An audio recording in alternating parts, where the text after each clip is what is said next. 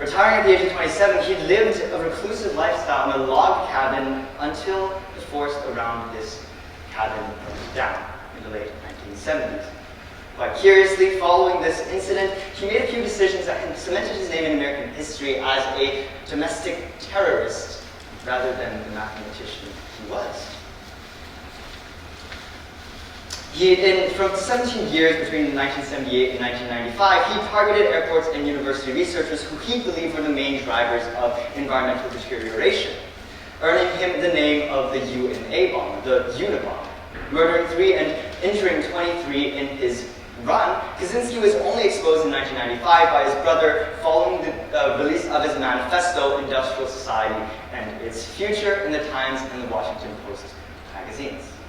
In the manifesto, he talked about the enslavement of humans to their own technology, cars giving us the freedom to drive while entrapping our feet to walk, as well as maladaptive habits we've developed in the breakneck pace of industrial development over these few years. Some of you might even know that his reason for exposure was in a few key phrases or a few curious linguistic choices, specifically the deromanticization of childbirth and in Eat Your Cake and Have It Too, a logical reversal on the common have your cake and eat it too. Kaczynski was what you would call a primitivist, or even better, using what the Oxford Dictionary defines as derogatory, Ted was a Luddite. If you study history, you know that Luddite is an important term regarding a specific group of people. But where exactly did it come from? What was so important about this man that he warrants the coining of a derogatory term as well as deity status in a cult's favorite sci-fi book? We follow our protagonist into the late 18th century. Organizing under the folkloric name of Ned Ludd, a textile worker who supposedly smashed his tools in response to an unfair lashing, the Luddites were a historical movement of the textile industry in England. They were workers protesting the advancement of machinery and the off-phasing of human work in favor of lower quality products with lower paying, less safe jobs. So they went around taking Ned Ludd's example and smashing machinery in textile factories all throughout Britain. They would say, must have been Ned Ludd. The idea of the Luddite now is of one who rejects the advancement of technology blindly, a contrarian. But this actually doesn't make sense, at least not within the historical context. As seen in the story of Ned Ludd, whom this movement took inspiration from, these workers only smashed machinery in response to worsening factory conditions, of the over-reliance on poor quality machine-threaded products, all of which basically only did so much as improve the profits of the companies, who can now produce things faster and cheaper. Really, they were only trying to stand up for their jobs. I have one more similar story, or rather, a summary on one already written.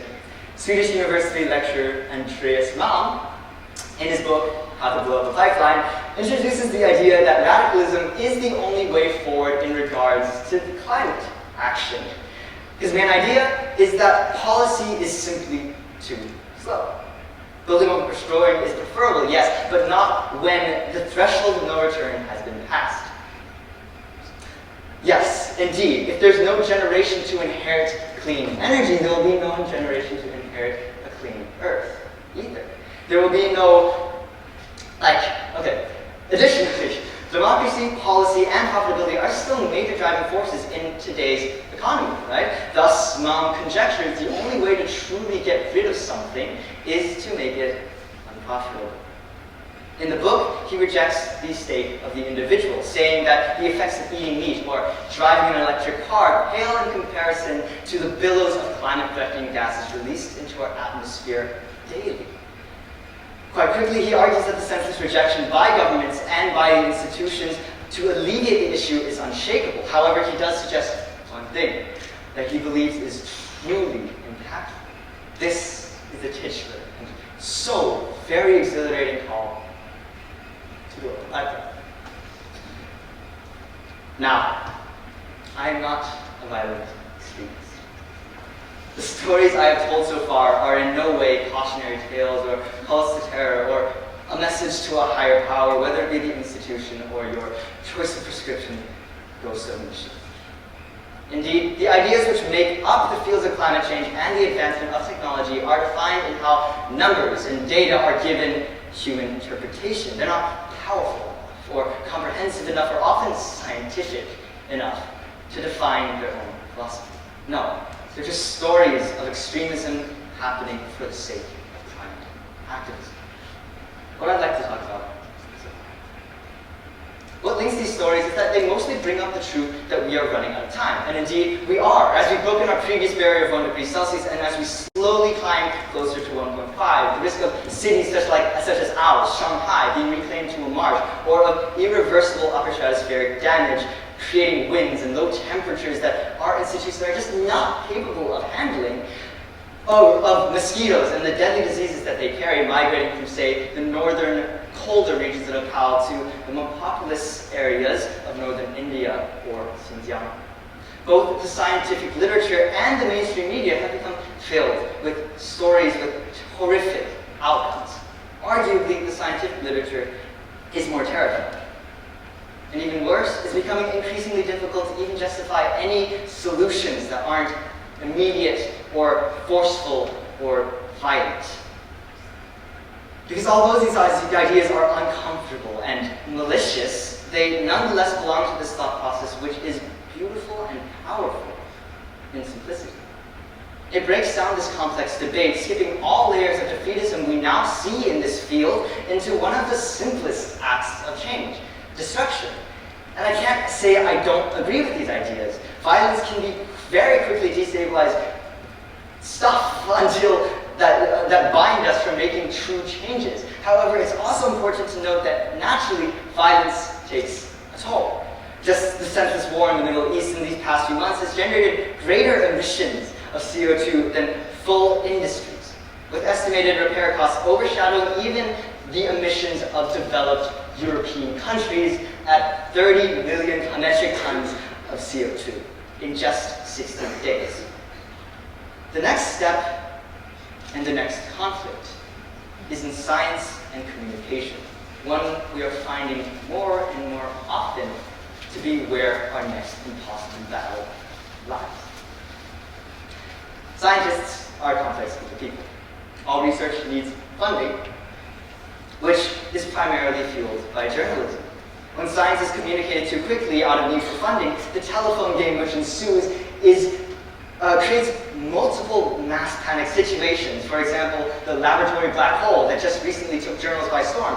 It's not like they actually collapsed mass beyond its Schwarzschild field radius. No, they just successfully simulated one in a quantum computer in finite time.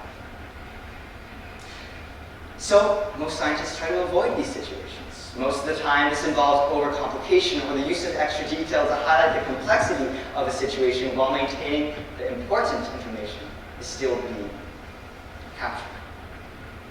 Yes, it's important to realize that the overcomplication of science is a powerful key to delegitimizing it as well. As Professor Robert Trees puts it, critics have the ability to basically gaslight the field of science itself. By constantly questioning the authority of the sciences, which is in nature not democratic, the field of information is constantly filled with overcomplicated answers to loud minority questions, which often do not need answering. The IPCC, or this most recent synthesis report, the UN solution to this is an incredibly simple statement. Right? And yet it still falls into a word count trap with over 8 pages of incredibly dense information. Now, climate science is just in general very prone to this idea. It has been, since the 19th century, the study of chaos and the study of the thousands of conditions which make up our environment. Right?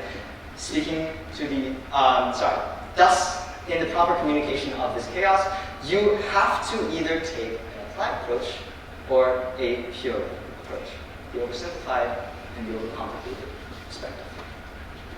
Speaking to the oversimplified, there is a massive issue with the models we currently use to communicate with, such as of the CO2 hockey stick, which has suddenly defined everything about how climate science works for the short period of time it has been everywhere. Because the complexity is undeniable. The decrease of sulfur oxides in the air after a recent ban on shipping fuels has actually increased temperatures over the Pacific, increasing El Nino effects. The same Sahara, which is expanding due to human land consumption, is also vital in keeping our Atlantic oceans cool. The increases in CO2, which also, according to a lot of the sources, increases yield, also overcrowds crops with rice and grain with sugars, bringing down the nutrients, bringing down measurable issues with premature children and miscarriages due to nutrient deficiency. Sorry, bringing them up. It is a deal of impatience. It's a deal of abnormally wrong communication and of people who are always, in quite a flattering term, jacking off.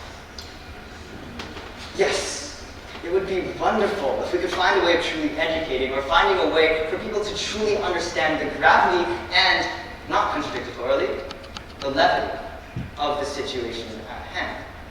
It needs world leaders with the ability to track down on things and make the right sacrifices to ensure that the chaotic system that needs changing doesn't break off into more humanitarian issues and say, if we let climate change take its place.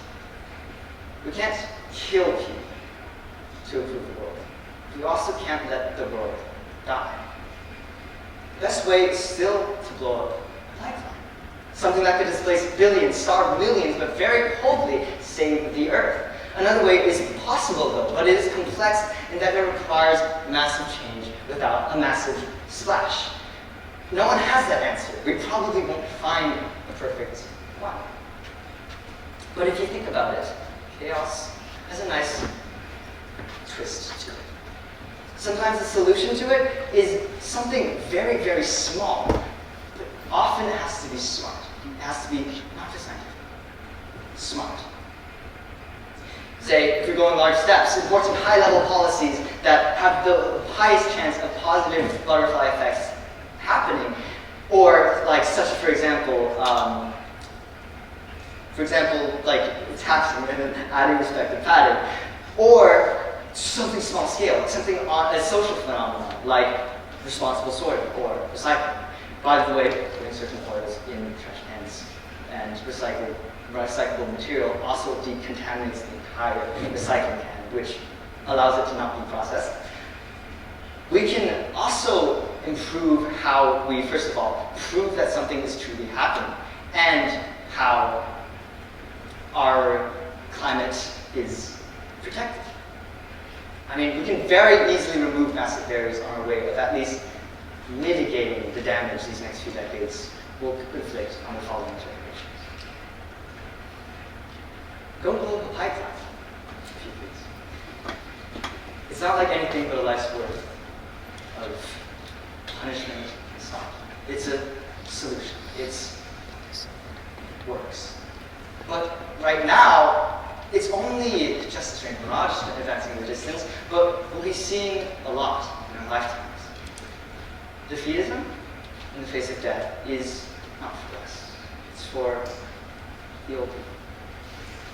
However, as people with so much knowledge, privilege in our hands, we have the ability to be smart with our things. We have solutions, not solutions, but we have ways of making sure that we at least live through this. And most importantly, we have the education. Thank you so much.